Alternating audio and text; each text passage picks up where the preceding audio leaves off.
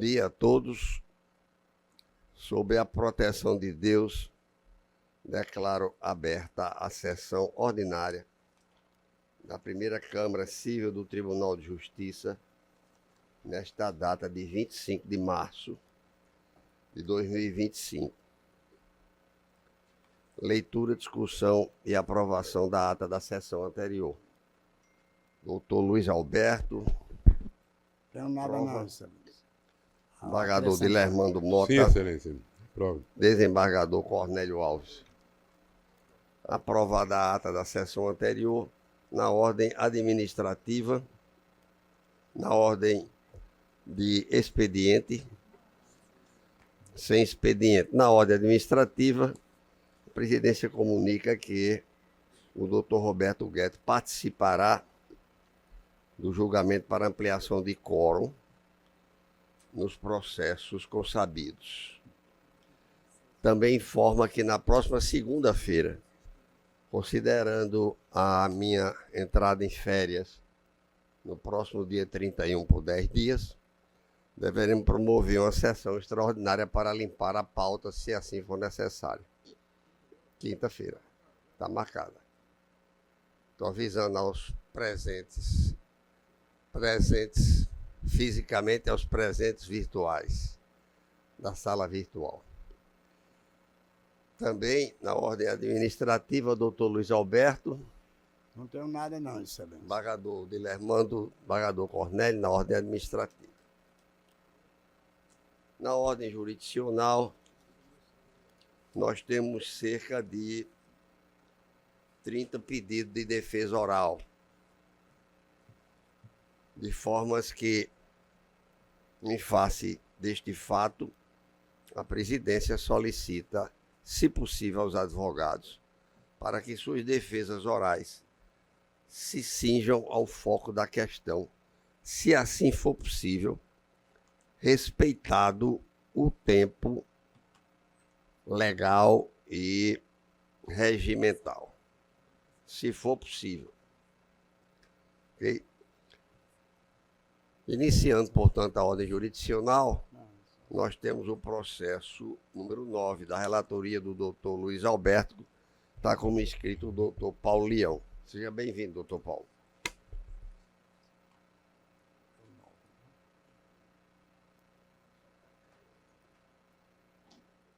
Pois não, doutor Paulo.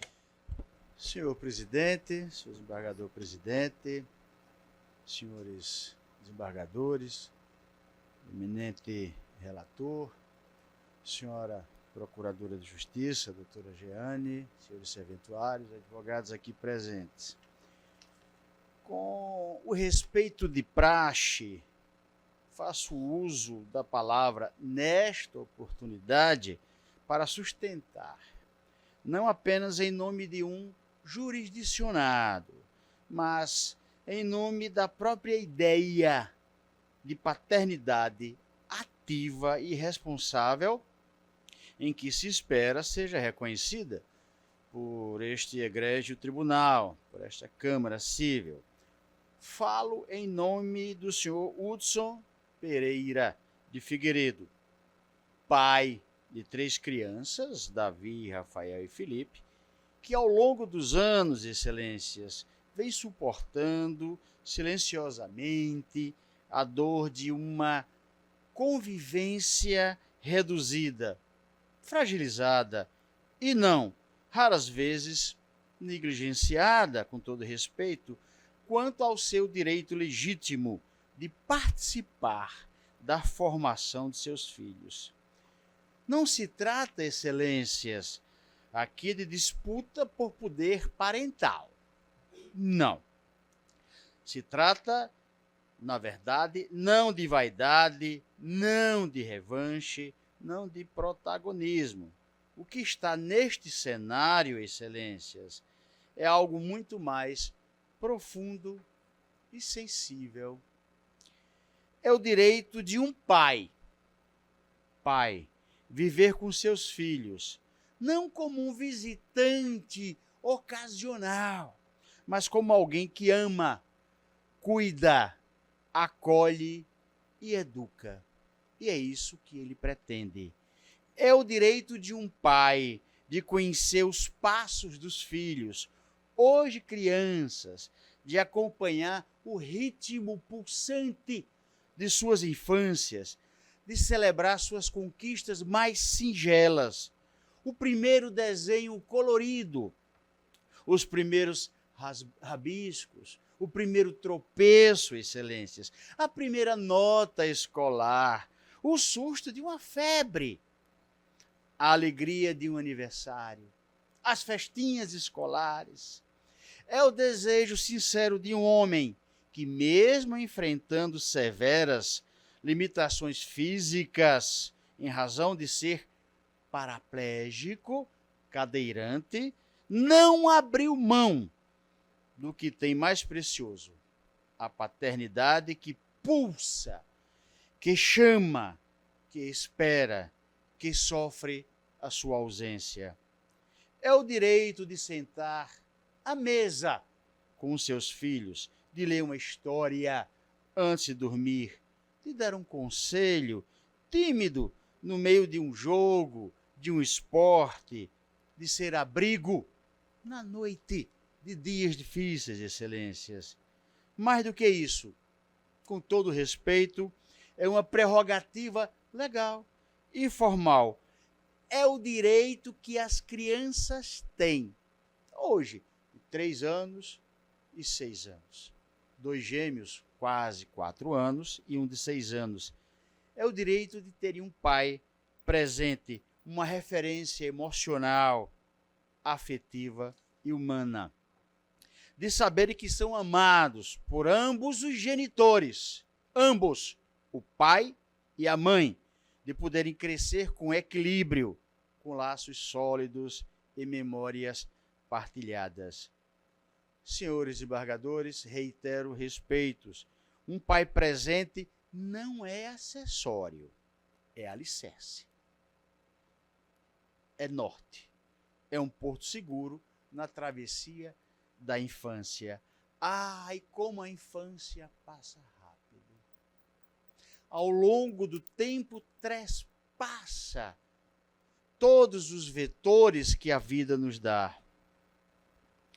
Senhores desembargadores, o silêncio informativo que hoje, de certa forma, é imposto ao apelante, senhor Hudson, não encontra albergue no direito civil, nem no estatuto da criança e do adolescente, tampouco nos princípios constitucionais, inclusive dignidade da pessoa humana e do melhor interesse da criança.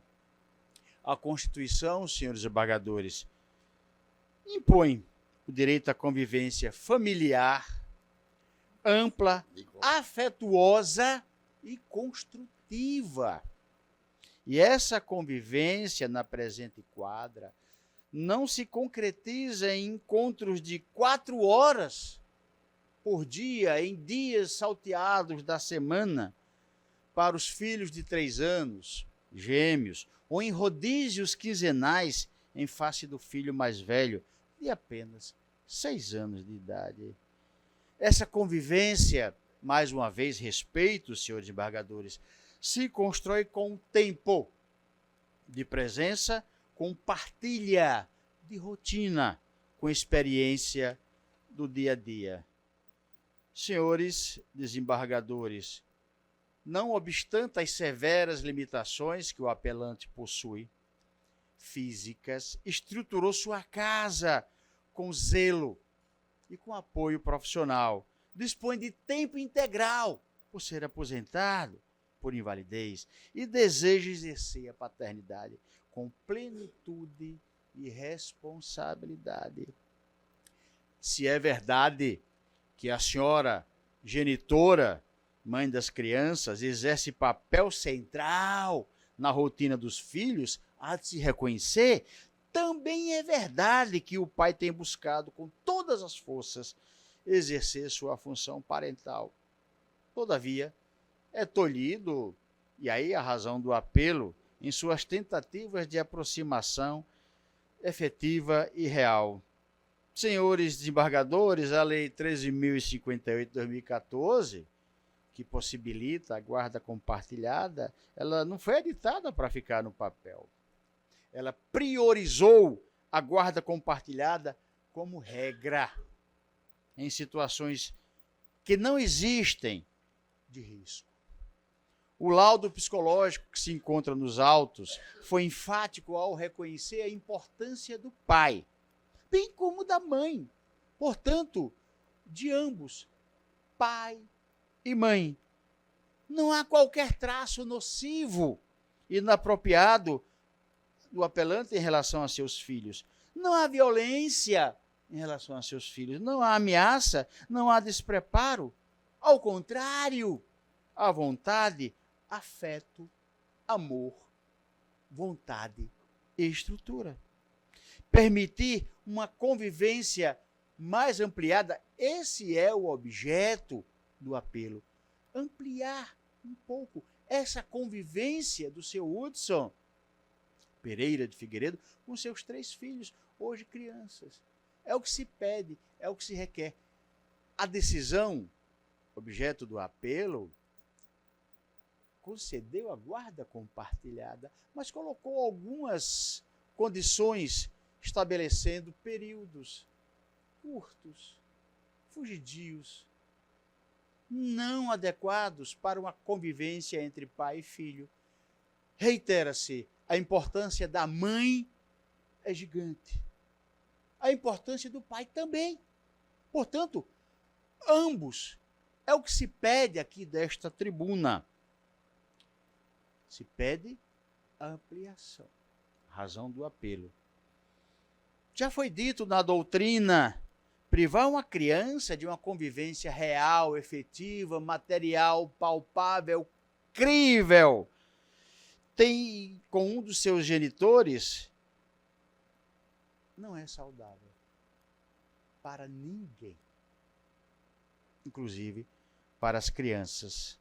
Daí, excelências, com o máximo respeito e finalizando, permitam-me rebater, porque houve apelo também por parte da senhora mãe das crianças, desejando, pretendendo a guarda unilateral. Pretendendo a guarda unilateral. Os vetores que se encontram nos autos não permitem a procedência do apelo da senhora mãe das crianças. Informa-se, demonstra-se, não há risco, não há negligência, não há omissão. Assim, amor do pai das crianças. O incidente mencionado pela apelada já foi resolvido na esfera própria. Foi em relação a ela, não em relação aos filhos. A sentença de primeiro grau, embora mereça ajustes, quanto à extensão da convivência, não há de ser modificada em razão do apelo da senhora genitora das crianças. Senhores embargadores, porque, no fim, o que importa é a proteção do que há mais sagrado, o direito das crianças, hoje, crianças, crescerem cercados de amor e da presença efetiva de ambos os pais, a mãe e o pai. Senhores embargadores, em nome da justiça, pede-se, não se pode ausentar da infância a presença dos pais. E encerrando esta fala, aqui desta tribuna, perante esta corte, na presença da senhora Procuradora de Justiça, de tempos idos, faço não apenas como advogado, mas como alguém que crê, tenho fé profunda no poder transformador, senhores embargadores, da presença afetiva e efetiva de um pai na vida dos filhos. O que se pede aqui não é mais do que justiça com afeto, equidade, sensibilidade e amor, porque, no fim, quando a infância passar, e tudo passa, e ela passa depressa, o que restará serão os vínculos cultivados, os afetos compartilhados, os rostos presentes nas memórias mais ternas. Que esta corte permita que o senhor Hudson Pereira de Figueiredo esteja nessas memórias, não à margem, mas ao lado. Senhores desembargadores, se pede, portanto, e por fim, um pouco mais de convivência do apelante, o senhor Hudson, com seus 3 filhos, hoje crianças. Muito obrigado, agradeço a atenção. Relator é o doutor Luiz Alberto, por sua decisão com açúcar e com afeto. Tem outra sustentação da outra parte? Não. Não tem. Foi informado Por que isso tinha, que eu estou pedindo ao relator para dizer a conclusão do seu voto.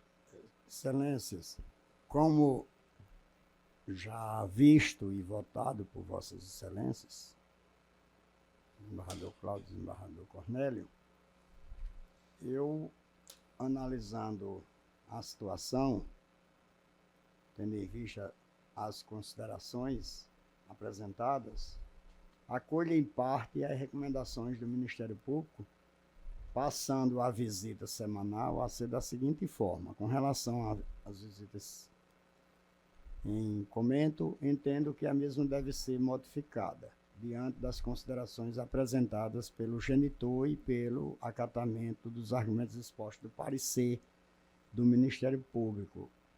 A visita semanal passa a ser às quartas-feiras, das 13 às 17 horas.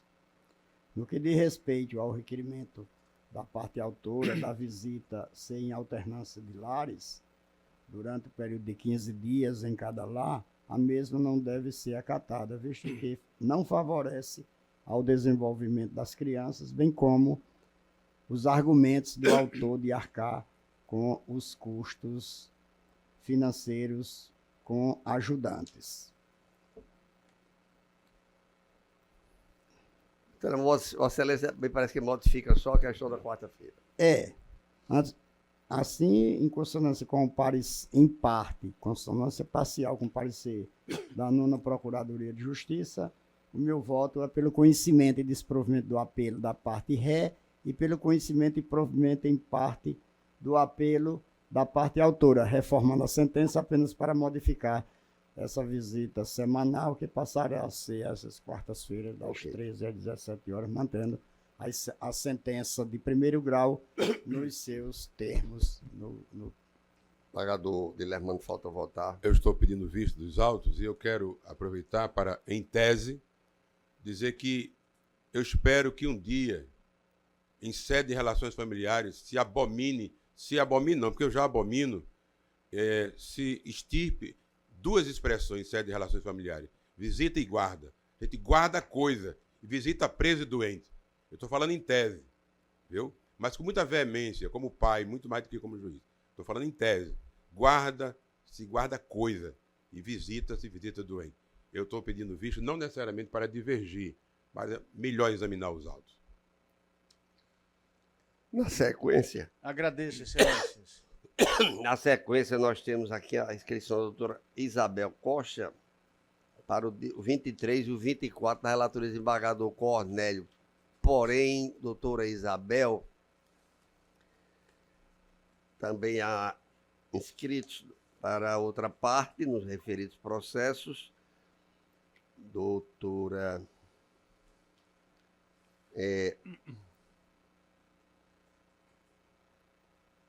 mas não cabe sustentação oral nos processos 23 e 24, de maneiras que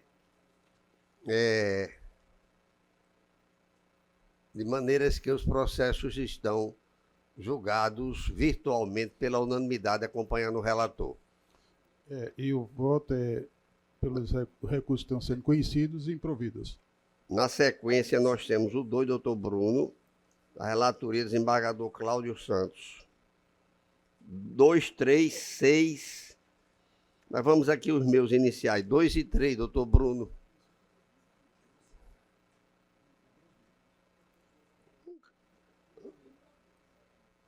Doutor Bruno Henrique, doutora Fernanda.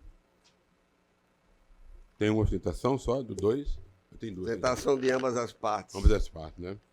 Aliás, o 3 não cabe. 3 não cabe, né? Só o 2. O 2 vai falar o doutor Bruno e a doutora Fernanda Fernandes, não é isso? Excelentíssimo senhor desembargador presidente, desembargador Cláudio Santos, demais julgadores aqui presentes, ilustre representante do Ministério Público, meus nobres colegas advogados, serventuários de justiça aqui presentes. Senhor presidente, considerando a extensa pauta que tem hoje aqui nas 3 câmaras, particularmente também a minha pauta, que estou com 32 processos para serem julgados. Parabéns. Não é quando não tivesse nenhum. Eu vou só me resumir esse número 2. Nós nos insurgimos contra uma decisão do primeiro grau. Pois Isso aqui nós estamos concedendo, viu? Eu não sei como é a conversa lá, com a defesa lá da doutora. Esse 2 nós estamos provimento, doutor. Como ela vai sustentar, eu só vou dizer que a única questão não é carga horária, absolutamente ela nada. Tem mais do que isso e não está nem aqui. É o direito da criança por Entendeu, causa do doutora diagnóstico. Fernanda? Mas isso. Doutora Fernanda, a parte do doutor Bruno está concluída, mas Vossa Excelência haverá de externar o ponto de vista da Unimed. Por favor. Bom dia. Cumprimento a todos os excelentíssimos senhores julgadores da primeira Câmara do Tribunal de Justiça do Rio Grande do Norte. Cumprimento a representante do Ministério Público, aos colegas advogados e serventuários aqui desta casa. Excelência, só para esclarecimento, por gentileza, doutor Cornélio, o número de ordem 23, ele foi julgado procedente ou improcedente? Improvido. Ambos os recursos. Era sustentação minha, por isso que eu fiquei andando. Tá. Não. Mas não era da Unimed, não. Era outro cliente. Mas só para esclarecimento. Obrigada pela oportunidade. E estamos julgando agora o segundo... Estamos? Não, né? O número de ordem 2. Vamos lá. O número de ordem 2 é um agravo de instrumento em que a Unimed Natal é parte agravada, né? Neste agravo, Excelência, estamos tratando essencialmente da terapia nutricional que foi prescrita para o beneficiário que está diagnosticado dentro do transtorno do espectro do autismo, né? Espera-se, pela resolução normativa RN 539, em que se determina que os planos de saúde têm a obrigação de custeio de maneira ilimitada de terapias especiais, ela determina que tal custeio se dê para transtornos que estejam dentro do CID-F 84, que são os transtornos globais de desenvolvimento. É o primeiro aspecto do nosso recurso que eu gostaria de tratar com os senhores julgadores. Como os senhores podem observar, os transtornos que estão enquadrados dentro dessa CID-F 84, eles são caracterizados por um conjunto de condições que geram, né, dificuldade de comunicação e de comportamento, de modo a prejudicar a interação dos pacientes com outras pessoas em enfrentamentos cotidianos. Neste caso, Excelências, o beneficiário ele não está diagnosticado, né, com nenhum transtorno que está dentro dessa CID-F 84. De maneira que a Unimed Natal, compreendendo a normativa RN 539 de 2022, entende que não são devidos o custeio de maneira ilimitada dessas terapias que estão sendo prescritas, na forma como foi prescrito, considerando que o beneficiário ele foi diagnosticado com transtorno de processamento sensorial, que é a CID-10 F90.0, e ainda transtorno de déficit de atenção e hiperatividade, certo? Que é um outro CID. Então, além disso, vemos que foi prescrito ao beneficiário terapia nutricional com nutricionista de maneira ilimitada, sendo que nós esbarramos dentro da DUT 103, também emitida pela própria ANS, de maneira em que, compreendendo que o fundamento legal para o indeferimento dessas terapias de maneira ilimitada, de terapias especiais de maneira ilimitada, em especial relacionada à terapia nutricional, não merece amparo e merece, portanto, a manutenção da decisão que foi proferida pelo juízo de primeiro grau. É importante, sempre que se ressalte aqui na minha fala, Excelências, que a Unimed Natal não busque com tal indeferimento, que o beneficiário não seja tratado das suas patologias, na medida em que é sim disponibilizado o tratamento com nutricionista, né, na limitação de 12 sessões anuais, que dá uma sessão por mês, além do tratamento por meio da integração sensorial né, da integração sensorial e fonoaudiologia, enfim, de todas as outras terapias especiais dentro do tratamento multidisciplinar que é aplicado a transtornos como os que foram diagnosticados.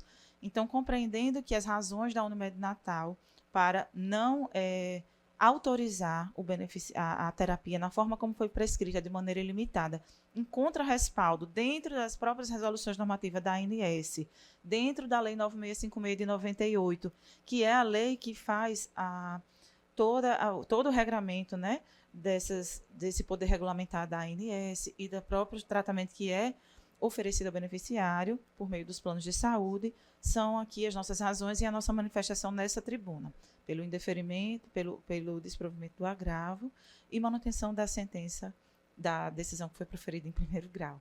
Obrigada sempre pela oportunidade.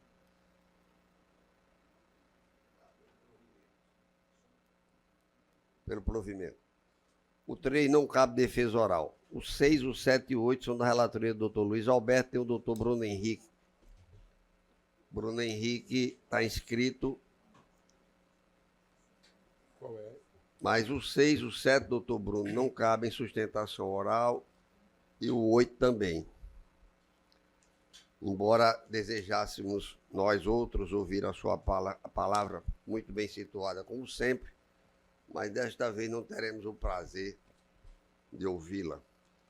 O resultado será pelo sistema virtual, como sempre. Certo. Aí, Também, doutor, da relatoria do Dr. Luiz Alberto, nós temos o 10, Não vou fazer, viu, doutor? 10. o 10 não vai fazer, o 11 e o 12. O 11 e o 12 cabe sustentação das duas partes. A matéria, não sei se é pacificada já, mas para orientação das partes, podemos modificar decisões, naturalmente, o doutor Luiz Alberto é o relator. O primeiro é pelo improvimento e o 12º também pelo improvimento. Mas Vossas Excelências fiquem à vontade, até porque, em oportunidades tantas, trazem esclarecimentos que nos ajudam a melhorar a qualidade dos votos.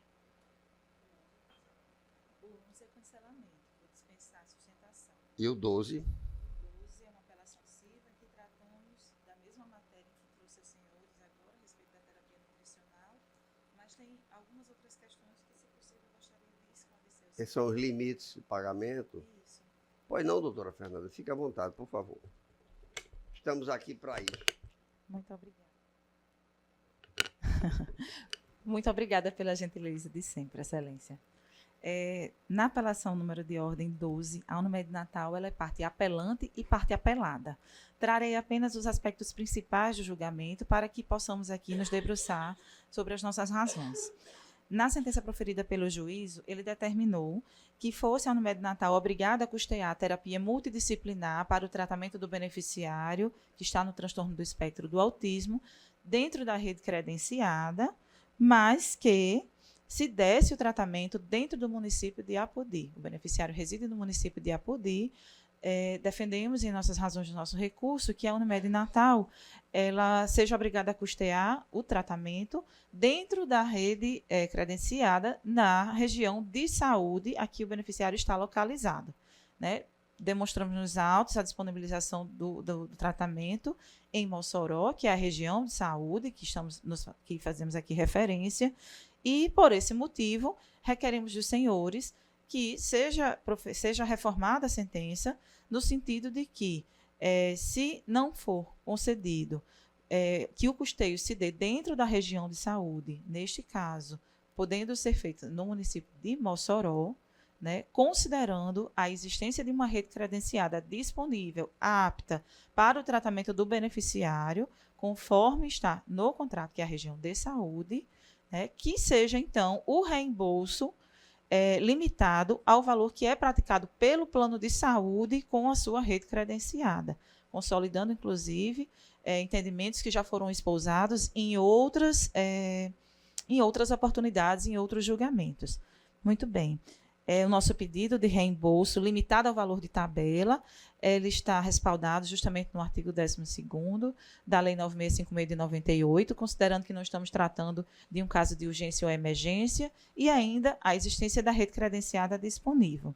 Além disso, excelências, compreendemos que não deve ser arbitrado a título de danos morais qualquer tipo de valor, considerando que a Unimed cumpre com seu papel determinado pelo legislador pátrio e as suas obrigações contratuais, e ainda que requeremos dos senhores julgadores a delimitação do julgado, para que a terapia ABA, que foi prescrita ao beneficiário, seja limitado à aplicação somente a ambientes clínicos, conforme o entendimento já consolidado aqui desta Câmara. Então, requerendo dos senhores julgadores a reforma da sentença proferida, né, com relação a esses aspectos que foram aqui exaltados nessa tribuna, aqui a nossa manifestação, e também o desprovimento da apelação com relação à parte adversa, que requereu dos senhores a elevação do montante que foi arbitrado a título de danos morais, na medida em que, como disse os senhores, não há que se falar em ato ilícito civil a ser reparado, que dirá, então, ato ilícito civil a ser reparado com montante indenizatório no patamar em que foi solicitado pela parte adversa. Então, são essas as nossas razões, e, mais uma vez, eu agradeço a oportunidade aos senhores julgadores. Bem, doutor, aqui está mantendo a decisão, aqui de maneira mais expedita, viu, doutor Luiz Alberto? Eu já vou nas questões mais simples.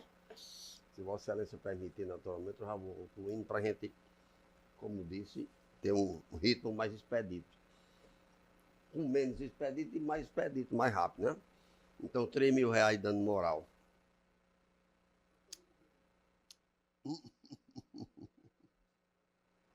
Não, as questões mais... Doutor Bruno Doce, Vossa Excelência quer fazer alguma consideração? Foi mantido e 3.000 de dano moral. O 13 não vai. 21, desembargador Cornélio. 22. Doutora Fernanda, 21 e 22. O 21 não está provido. Né? O 21 não está provido. E o 22 tem provimento, aí não é da Unimed, é a 1.000. É 1.000. Desembargador Cornélio. Está provido? Não, agora... Eu sou o Mas agravante. 22 é a 1.000. Eu sou o agravante. É agravante. Vamos lá, doutor. Aí você está provido, não precisa fazer, doutor. Mas eu tenho que dar a oportunidade, pode ser que a gente modifique, né? Não, tá bom assim mesmo. Ainda tem um voto para sair.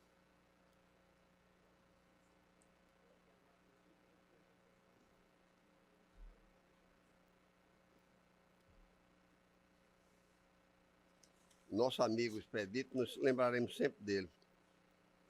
Grande gente, muito boa. Vamos convocar a Guedes. O 24 já foi, nós só temos agora presencial com a participação do doutor Francisco Guedes. 25 não tem inscrição? Não. Não está aqui. 25, Arthur Nascimento, Apivida. Tem inscrição aí? Então aqui não está.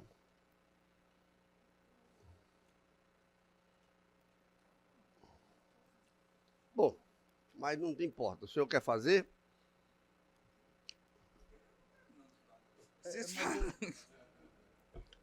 O voto do doutor Cornélio, que tem um voto acompanhando, é R$5.000 e negado provimento ao outro lado.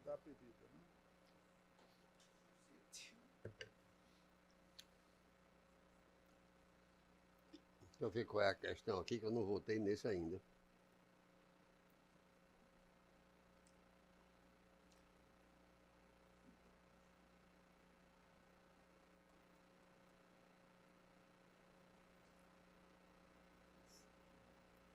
Ok. A unanimidade. Muito obrigado, bom dia a todos. Nós temos ampliação, viu? Doutor Bruno.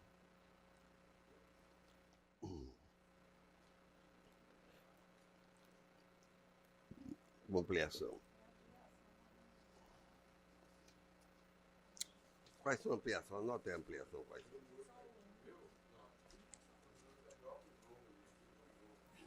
Mas a quantidade de clientes não tiver de álcool nosso. Passamos então a presença dos advogados na sala virtual.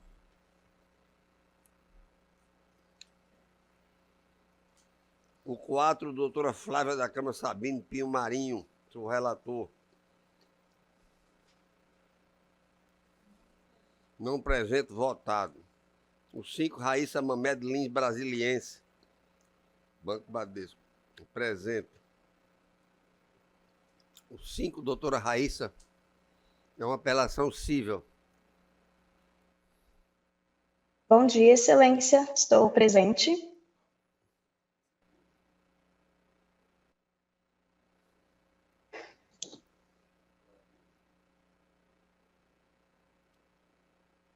Pois não, doutora?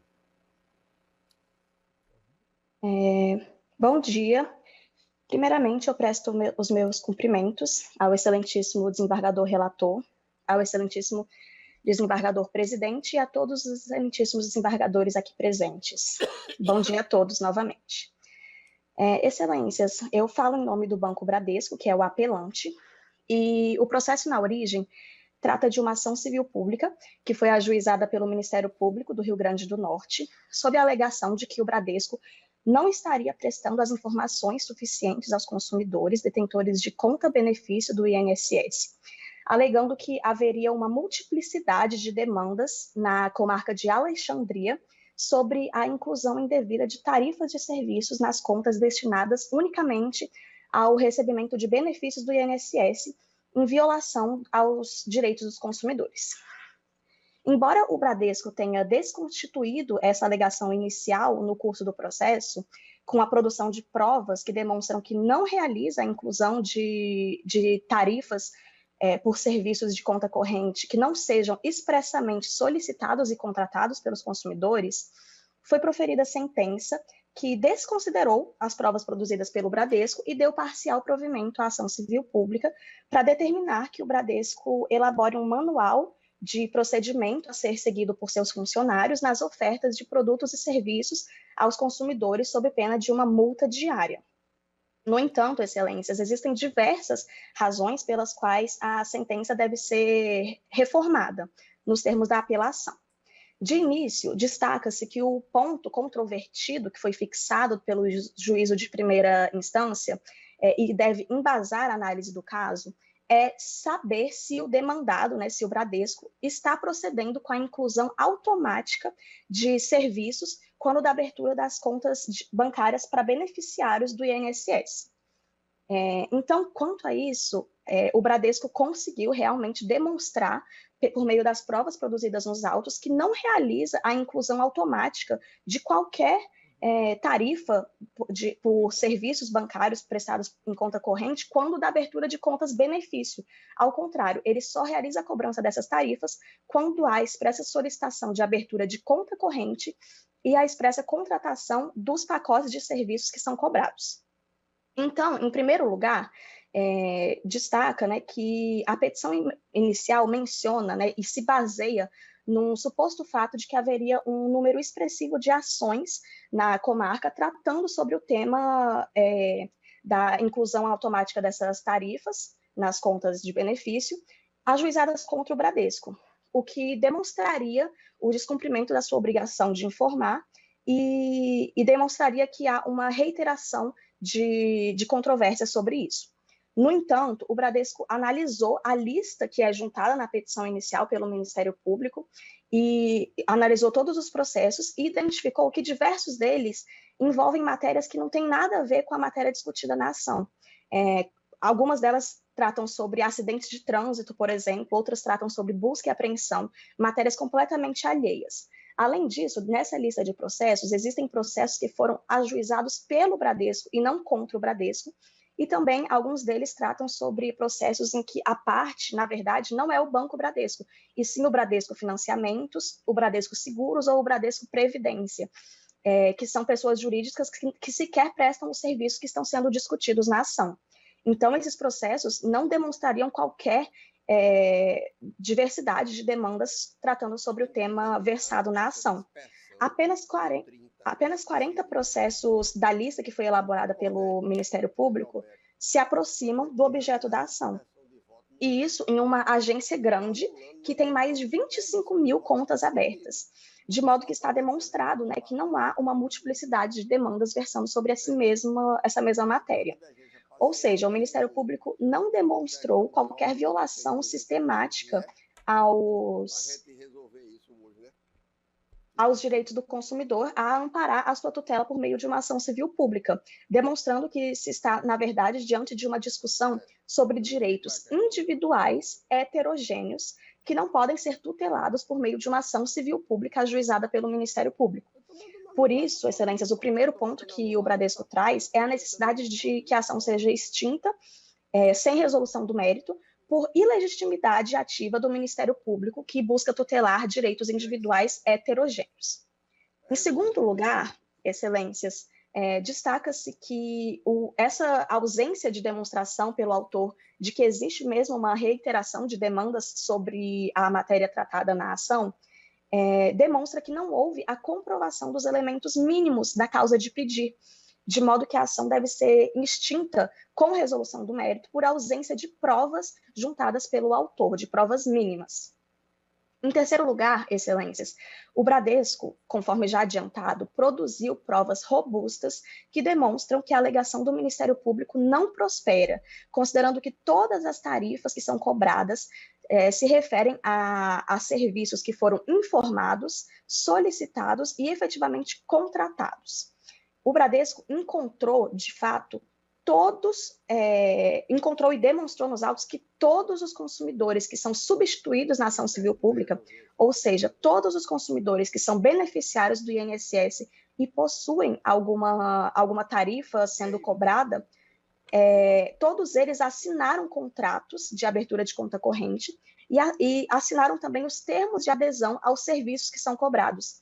Então, todos esses contratos foram encontrados e foram demonstrados na ação. No entanto, todas essas provas foram ignoradas completamente na sentença. E a sentença não analisou qualquer uma dessas provas e julgou a ação parcialmente procedente. No entanto, caso essas provas sejam analisadas, que é o que o Bradesco pugna, né, que haja uma efetiva análise dessas provas que foram produzidas, com certeza o juízo de origem se chegará à conclusão de que o Bradesco desconstituiu as alegações do Ministério Público, de modo que a ação deve ser julgada improcedente.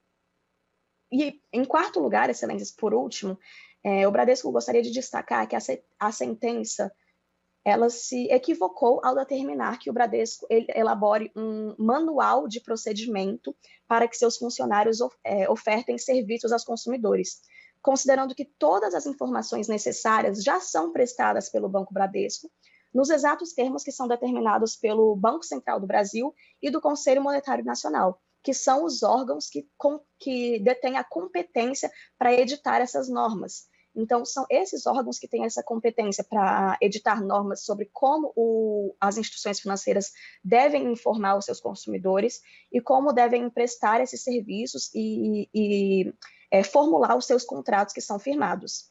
Então, essa condenação à elaboração de um novo manual de conduta constitui até mesmo uma usurpação da competência do Banco Central e do Conselho Monetário Nacional para editar tais normas, além de ser uma condenação a uma obrigação impossível, considerando que os requisitos que são estipulados por esses órgãos, que têm competência para elaborar as normas e também para fiscalizar o seu cumprimento, eles estão todos devidamente cumpridos nos procedimentos, nos manuais e nos contratos que são utilizados pelo Bradesco. Então, essa condenação à elaboração desse manual é uma condenação à obrigação redundante, considerando que já é cumprida pelo Bradesco, e nem poderia ser diferente, considerando que os órgãos competentes ditam essas normas que são cumpridas pelas instituições financeiras e também fiscalizam se as instituições financeiras cumprem. o que efetivamente é feito pelo Bradesco.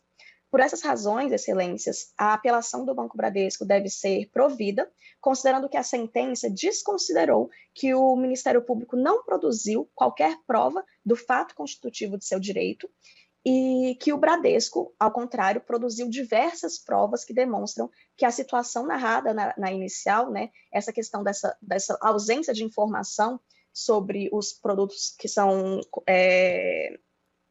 contratados, não existe.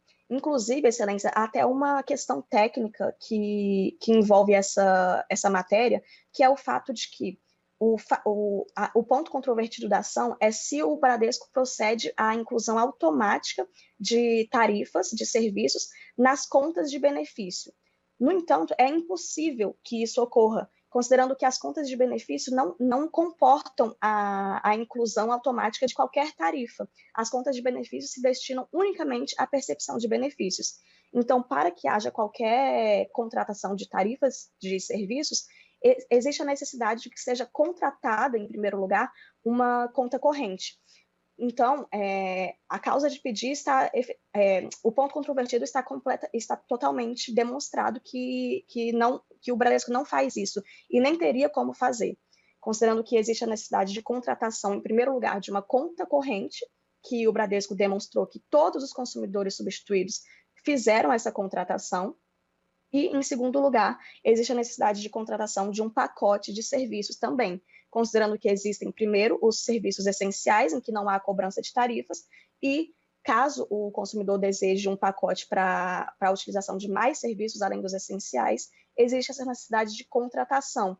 E também, mais uma vez, o Bradesco demonstrou que todos os consumidores substituídos fizeram essa solicitação e essa contratação devidamente informados, nos termos das resoluções do Conselho Monetário Nacional e do Banco Central, fizeram a contratação desses pacotes de serviços. Então, é isso, excelências, a gente pugna pelo provimento da apelação com a reforma da sentença, de forma que a ação seja julgada inteiramente improcedente. Muito obrigada pela atenção, excelências. Mantendo a decisão.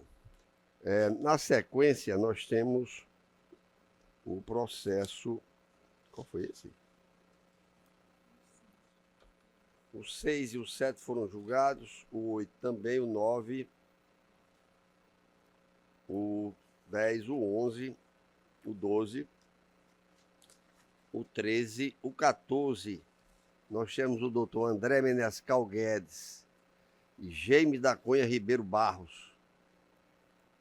14, Apivida.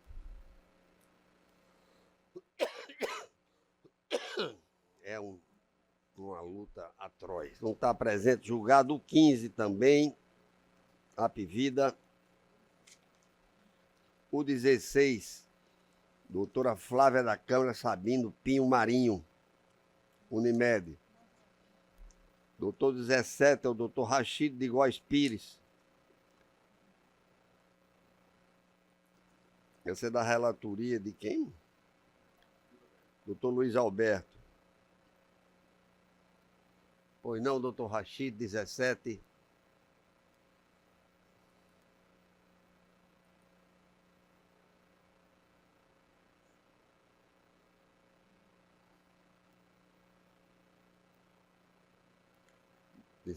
Doutor Rachid.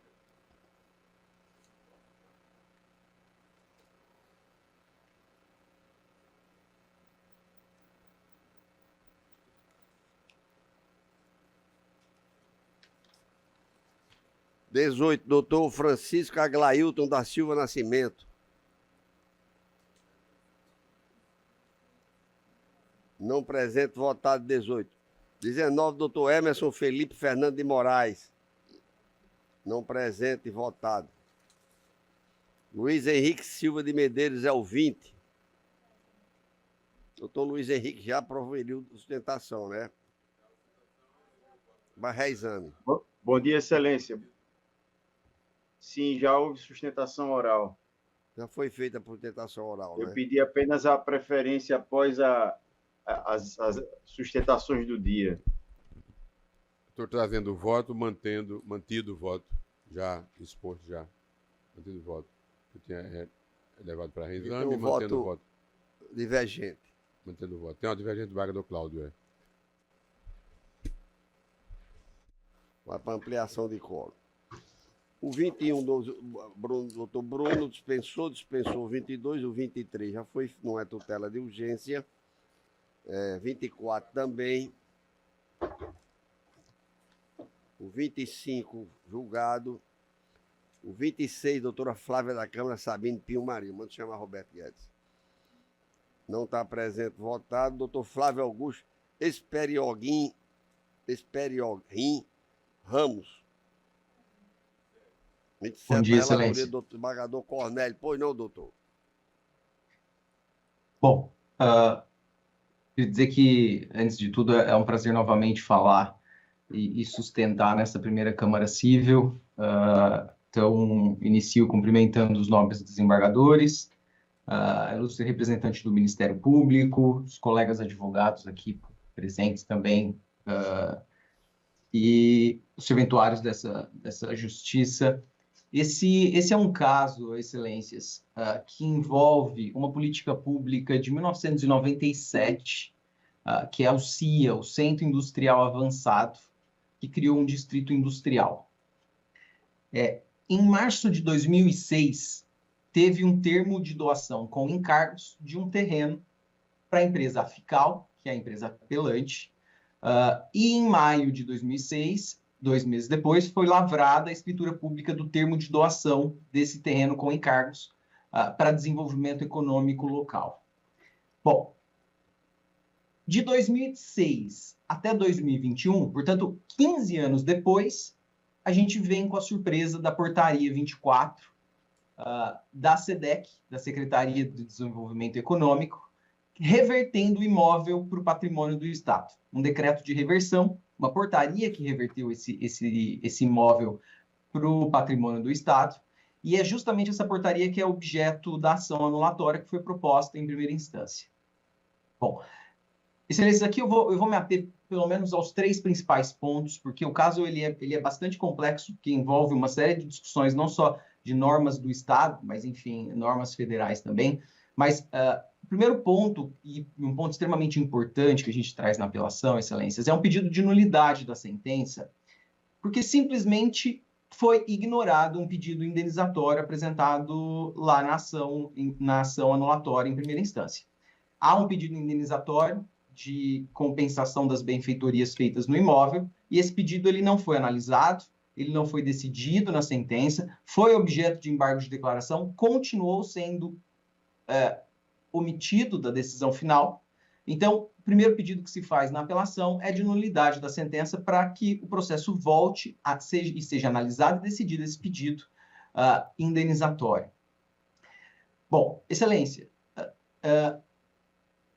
foram 2 ofícios 15 anos depois do termo de doação, depois da escritura pública, lá em 2006, passam-se 15 anos e surgem 2 ofícios em 2022, revertendo esse imóvel para o patrimônio do Estado.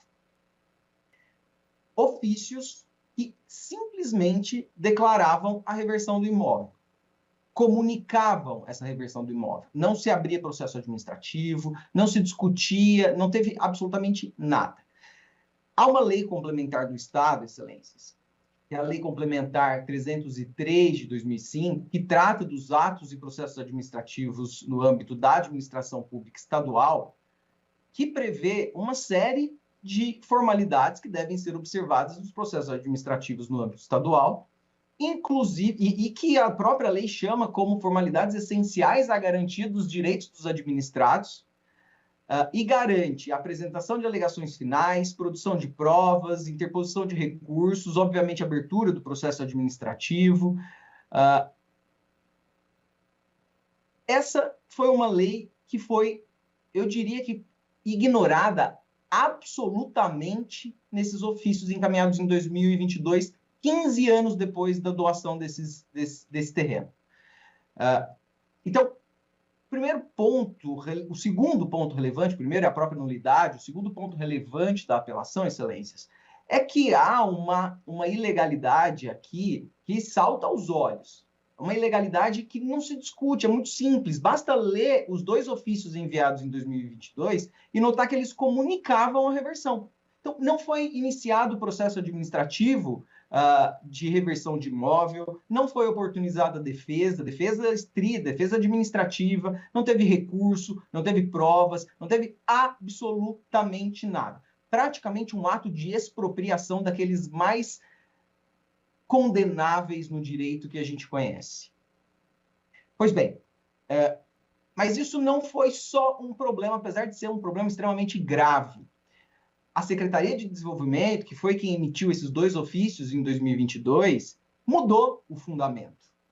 O primeiro ofício que ela mandou, em 2022, ela fundamentava essa reversão do imóvel num parágrafo único do artigo 10 do decreto de 1997. E o que dizia esse parágrafo único que fundamentou essa primeira comunicação de reversão? Dizia que o titular da alienação obriga-se a iniciar a construção da unidade industrial em 2 meses, pô-la em funcionamento em 12 meses e que o descumprimento disso acarretaria a reversão automática do imóvel. Eu já adianto a Vossas Excelências aqui, apesar de falar no próximo item, que esses 2 encargos de 2 meses e de 12 meses foram cumpridos lá entre 2006 e 2007. Portanto, 14 anos atrás. Só que a SEDEC, quando identificou esse erro grosseiro na fundamentação, porque a verdade o que aconteceu foi inventaram uma fundamentação para comunicar um ato de reversão do imóvel, enviou outro ofício, já também em 2022, diferença de meses, mudando completamente o fundamento. Aí o fundamento da reversão do imóvel passou a ser outro. Passou a ser o descumprimento de 3 cláusulas do termo de doação com encargo. Excelências, além de ser extremamente grave um ato de reversão, ele se torna muito mais grave quando não se sabe o motivo dele. E o que é pior, quando se altera maliciosamente o motivo do ato de reversão. Mas é grave também porque tudo isso foi feito sem um processo administrativo. Se houvesse defesa, se houvesse recurso, como manda a lei complementar do Estado, e não é uma lei nova, então, não dá nem para alegar a ignorância de uma lei como essa, apesar da sua importância. Foi completamente descumprido todos os atos determinados pela lei complementar do próprio Estado.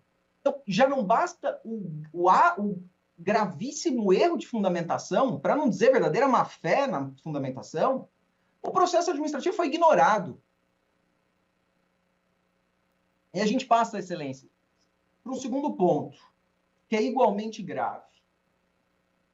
Esse segundo ofício, que alega esse descumprimento de 3 cláusulas do termo de doação, 15 anos depois, diz, genericamente, que os encargos teriam sido descumpridos. Excelências, os encargos estão descritos todos, e todos foram absolutamente cumpridos lá em 2006 e 2007. E tem um fato que é incontroverso, Excelências, que mata qualquer discussão sobre isso. Como que esses encargos não teriam sido cumpridos lá em 2006 e 2007? E a Secretaria de Desenvolvimento teria demorado 15 anos para discutir isso? E discutir de uma forma imposta, de novo, reversão determinada, comunicada, sem nenhum processo administrativo? A empresa iniciou a construção da fábrica dentro dos 2 meses. As operações da empresa começaram dentro do prazo de 12 meses. Todos os empregos que foram determinados nos encargos, 150 empregos diretos, foram cumpridos. E os faturamentos anuais com produção nos 2 primeiros anos de plena operação foram cumpridos. Aliás, Excelências, sequer se sabe qual desses encargos ela alega que teria sido descumprido para motivar a reversão, porque não teve processo administrativo. E o que é pior, o próprio decreto que regulamentou essa política pública de desenvolvimento econômico local impunha a obrigação de que os encargos tivessem prazo, assim como eles tiveram nos termos de doação. Então, aqueles prazos de 2 meses para começar a construção da fábrica, 12 meses para operar, os empregos e o faturamento dentro de 2 anos, aconteceram lá em 2007, entre 2006, 2007 e 2008. obedecendo o artigo 8º do Decreto Estadual de 1997, que dizia: a doação poderá ser adotada desde que com encargos e prazo de seu cumprimento, sob pena de nulidade do ato. Portanto, o próprio decreto impunha que os encargos tivessem prazo para serem cumpridos, sob pena de nulidade do ato. E foram cumpridos entre 2006 e 2008. Beira o absurdo, excelências. 15 anos depois, a SEDEC comunicar a reversão alegando genericamente descumprimento de encargo, que tinha o prazo máximo era de 2 anos, lá em 2007. Excelências, na própria apelação, nós juntamos também um parecer do professor titular de Direito Constitucional da Universidade de São Paulo, professor Elivaldo da Silva Ramos, foi procurador-geral do Estado de São Paulo há muitos anos, e ele eu peço licença aqui para citar 2 trechos aqui do parecer, que dizem: o Estado doador não poderia ter editado, como fez nessa portaria, que é a portaria objeto de anulação, singelamente informando a empresa donatária de rescisão unilateral do contrato de doação, sem a prévia instauração de processo administrativo que assegurasse a ampla defesa com os mesmos recursos a ela inerentes. A alegação feita por representantes da SEDEC, na reunião de abril de 22, de que a garantia da ampla defesa teria sido respeitada mediante o envio dos 2 ofícios, que, eu repito, só comunicavam a reversão, não possui o menor respaldo jurídico, quer em face da Constituição Federal, como já salientado, quer em face da própria legislação administrativa do Rio Grande do Norte, do Estado do Rio Grande do Norte. Aliás, a ausência da clara e indubitável identificação de qual encargo teria sido por ela descumprido mostra a patente nulidade desse ato. E, excelências, tudo isso foi feito de uma forma que saltou os olhos da empresa. A empresa foi alijada do terreno que ela ficou 15 anos operando uma fábrica no Estado. Convidada pelo Estado, 15 anos atrás, para injetar dinheiro para aprimorar o desenvolvimento local num projeto, numa política pública de 15 anos atrás. E foi surpreendida. Isso não existe no direito, excelências. Isso pesa contra a própria política pública do Estado. Um ato como esse, e esse ato, excelências, digo mais aqui, trago uma informação até que, na verdade, está sendo discutida em outro processo, foi tão curioso que, concomitante a esses ofícios que comunicaram a reversão, a SEDEC deu o terreno para uma outra empresa chamada Estrelão, não é uma discussão desse processo, é uma discussão de um outro processo, que não cumpriu nada. Recebeu o terreno com todas as benfeitorias feitas pela FICAL 15 anos atrás, sem dar nenhuma contrapartida para o Estado, e está lá no imóvel até hoje. Excelências, esse caso, ele é um caso que grita uma nulidade patente. E é por qualquer motivo que a gente olhar, seja por procedimento, seja por matéria. E o pedido de indenização, excelências, só para deixar claro aqui, porque é um pedido subsidiário na apelação, mas, obviamente, é o mesmo fundamento do pedido de nulidade da sentença, mas existiam 2 únicas cláusulas que excluíam a possibilidade de indenização numa eventual reversão do imóvel.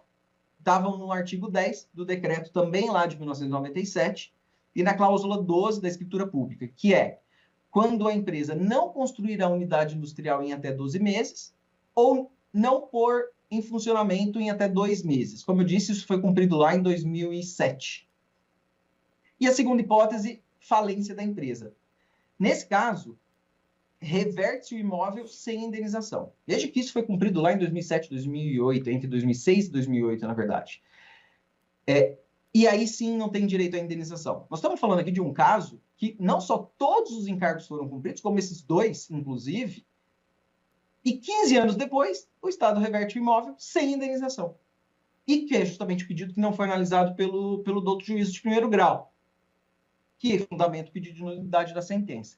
Portanto, excelências, eu clamo aos senhores aqui, sei que os senhores analisaram no detalhe esse caso, é um caso extremamente importante, mas é um caso de nulidade patente, é uma nulidade que grita, porque fere os procedimentos administrativos, fere aquilo que a gente aprende nos primeiros anos de faculdade do direito, devido ao processo legal, ampla defesa, motivação dos atos administrativos, não tem absolutamente nada.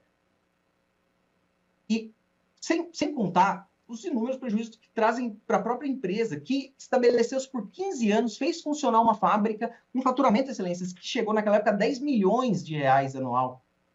Naquela época, 15 anos atrás.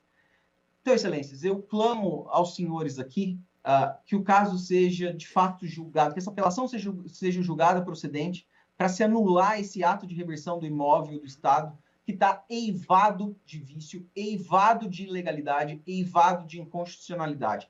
Agradeço e digo mais uma vez que é sempre um prazer sustentar nessa Câmara, excelências.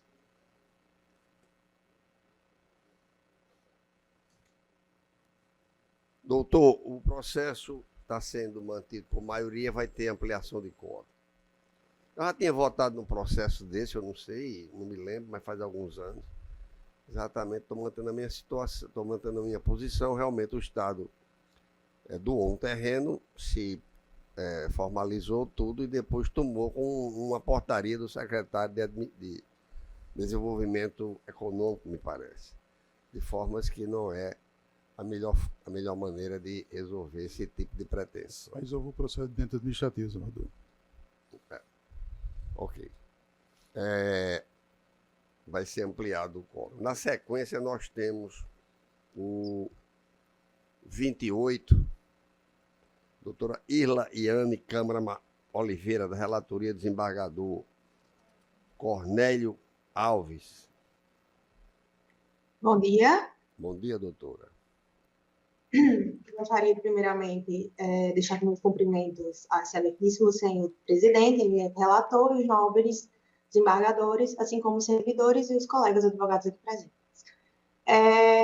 A minha demanda trata-se de uma apelação, advinda da comarca de Almirante Afonso, trata-se de uma ação de indenização por danos morais e materiais pela negativa de um seguro.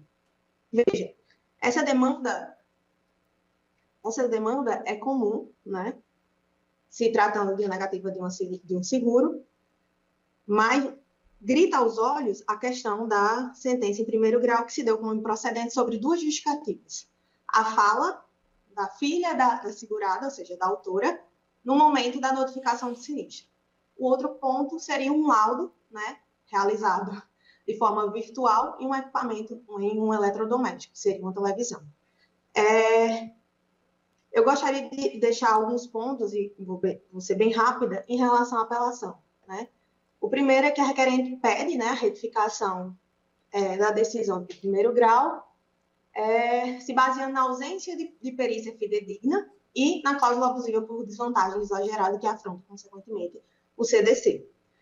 Quando se fala de ausência de perícia fidedigna, a gente está falando que, além da perícia em um eletrodoméstico realizada de forma virtual via WhatsApp, e o que foi juntado pela empresa junto com o laudo, se trata de fotos retiradas, de prints retirados pela videochamada, via WhatsApp, da fachada da casa da autora e de um vídeo enviado pela filha da autora com a televisão desligada. O equipamento deveria ser aberto, analisado para que seja elaborado um laudo pela seguradora. É comum essas seguradoras, junto com a COSERN, indicar esse tipo de seguro. Inclusive, a autora pagava 3 tipos de seguro em relação a isso. E o pensionista vem pagando mensalmente e, quando se vê diante de uma situação dessa, é negada sem um mínimo respaldo ou justificativa plausível. Além disso, juntou-se aos autos e não foi levado em consideração pela sentença de primeiro grau, em que o laudo, tanto o laudo como a videochamada, foi realizada por uma empresa terceirizada, em que a pessoa que realizou e assinou o laudo se trata de um auxiliar administrativo que não tem nenhum respaldo técnico para realizar esse tipo de coisa. Não foi considerado também pela sentença de primeiro grau que essa videochamada foi realizada 30 dias depois. E, através de um print retirado dessa videochamada, eles alegam que não há vestígios de queda de raios na fachada da casa. E que, ainda assim, por isso seria negado a cobertura, Eu gostaria de ressaltar duas coisas já da sentença. A primeira seria referente à frase utilizada pela filha da autora, que seriam quedas de energia que teriam ocasionado isso. Novamente, a filha da autora não tem nenhum conhecimento técnico e, diante da comunicação do sinistro, foi só dito que realmente a televisão, naquele mês de fevereiro, que com conhecimento público, ocorrem chuvas e, assim, quedas de raio. E o outro ponto seria que houve uma confusão do juiz em relação ao que é carga elétrica atmosférica e o que é um dano na rede elétrica, o que também não tem relação, porque não são sinônimos. Por fim, Excelência, para não ficar mais longo do que já ficou, por se tratar de uma demanda simples, e gritar aos olhos, porque a autora, mesmo ocorrendo o ônus, a inversão do ônus da prova, juntou aos autos que a pessoa que assinou o laudo não é pessoa técnica, não tem conhecimento profissional para isso, e tudo foi realizado de forma virtual, o que a empresa, em tese, se enriquece com isso. Realiza de forma virtual, nega de pronto, enfim. Essa sustentação oral vem com o condão de requerer a retificação da sentença, porque não foi observado o que foi juntado pela autora e tampouco o direito, né? Hoje ela se encontra, Dona Wanda se encontra em tratamento oncológico, há 1 ano sem uma televisão e nenhuma justificativa plausível para não cobertura de seguro. Obrigada pela atenção. Nós estamos negando provimento ao recurso, doutora. Na sequência, Carlos Roberto de Siqueira Castro. Por último, Bom dia. Pois não, doutora. Na verdade, doutora Gabriela Xavier de Paiva, tá? A senhora fala por quem? Qual a OAB da senhora? Apelante pela CRC, OAB 172168.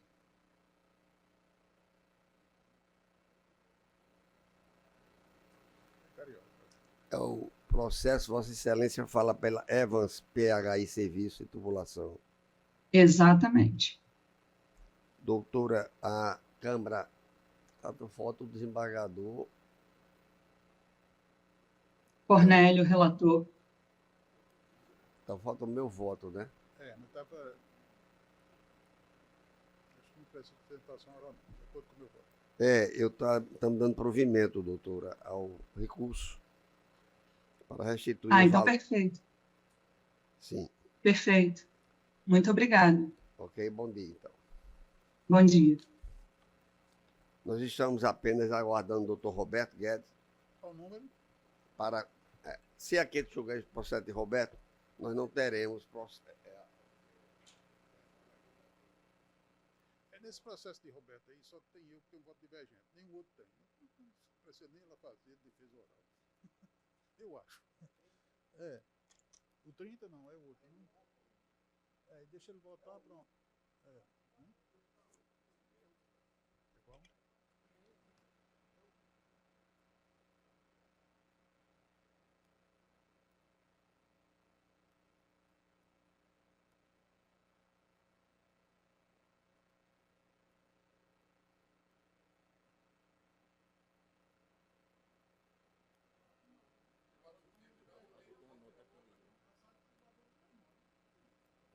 Não.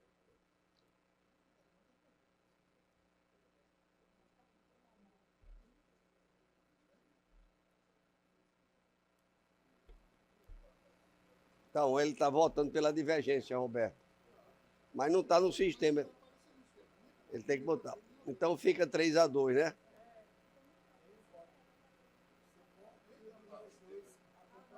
Então, 3. Então, vou pedir ele para votar no sistema. E algo mais a tratar na sessão. A sessão de quinta-feira, portanto, não vai se realizar por falta de processo. Ok? Dou bom dia a todos e até amanhã. Declaro encerrada a sessão.